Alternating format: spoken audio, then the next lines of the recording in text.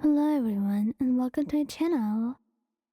Today I'll be reading a multi-character extruder by Darker Dreams on Tumblr.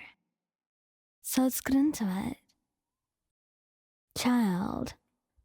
The best way to fluster Childe would be to complement his combat prowess, whether you're doing it to mess with him or trying to sweeten him up for some future plan. So long as you sound genuine, he'll be putting in your hands. You can expect to be dragged to some form of his training sessions with other Fatui members, where he very blatantly shows you off, oogle over him a bit, and say he's so strong, and his face will be right up to his ears. If you were to rush over to him with a towel and water bottle in hand, fussing over his health, consider this embarrassment amplified tenfold. He likes it though, and later brags to his underlings about how cute and doting of a spouse you are. If you were to caress his biceps as well, his soul might descend on the spot. Just try not to be too blatant with your manipulation, or else you'll catch on. It's a slow and daunting process, but hey, it's all worth it in the end, isn't it? After all, it all depends on your end goal. But Childe is easy to manipulate, as long as you're kind with him and give him the love he wants. Diluc. Seeing you wear the clothes he bought and ordered for you just kind of gets him riled up.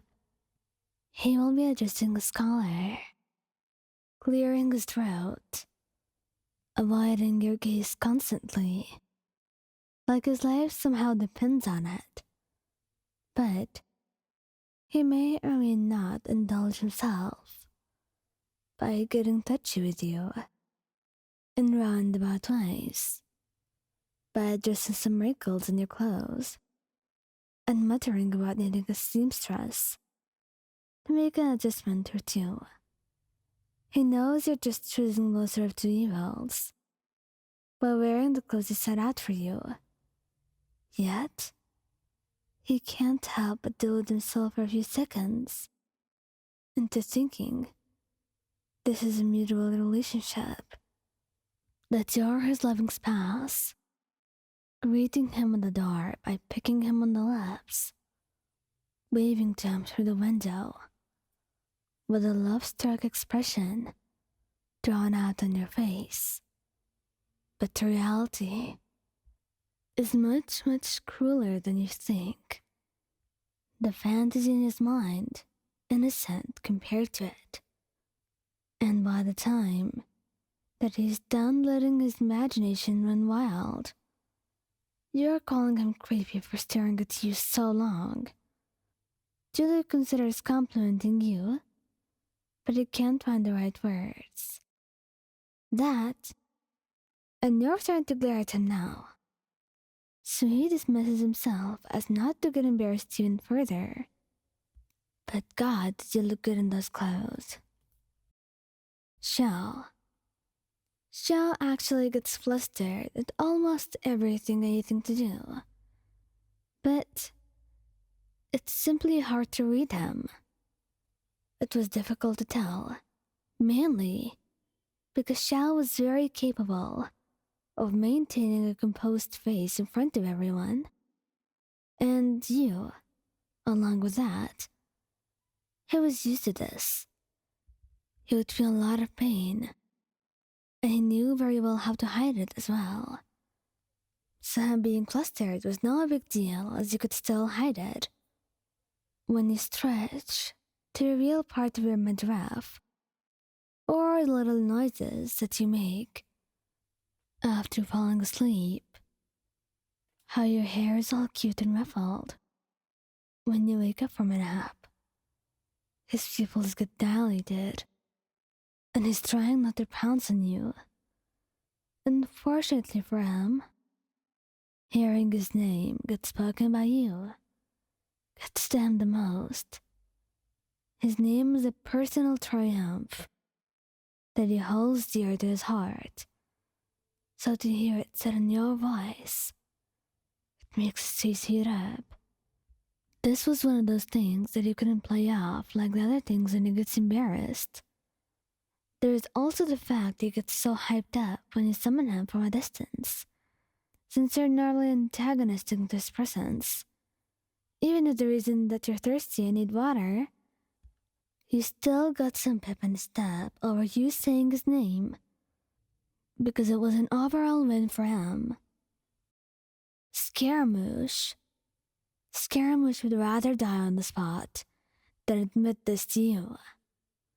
But, well, you're his first everything. First relationship. If you could even label it that, since it was one-sided. First kiss. First love. He's going to act like he knows what he's doing, but he has no idea. Scaramouche is merely mimicking things he's observed over centuries of life, which leads to mixed results. This explains your first kiss. He's winging it, as per usual, and you're able to bear it if you close your eyes, trying to shut him out and pretend that you're anywhere else. Then he goes straight for some tongue. Not a tasteful amount either. No playing with your lower lip or anything. Just immediately tries to jam it into your mouth, much to your obvious displeasure. When you pull back, sputtering and indignant, demanding to know what he's doing, he's confused. He has seen men do this with their partners. Why were you getting all huffy? You would have to gather whatever patience you have left to explain that using tongue should not be trying to asphyxiate your partner by blocking their windpipe, and that was news to him. So he's clearing his throat and saying he knew that, brushing it off like nothing ever happened, and trying not to think about it. Because if he thought of that moment once again, he would die on the spot. Thank you guys for listening. Don't forget to like, subscribe, and comment. I hope you enjoyed listening to this as much as I did making it. Anyway, goodbye.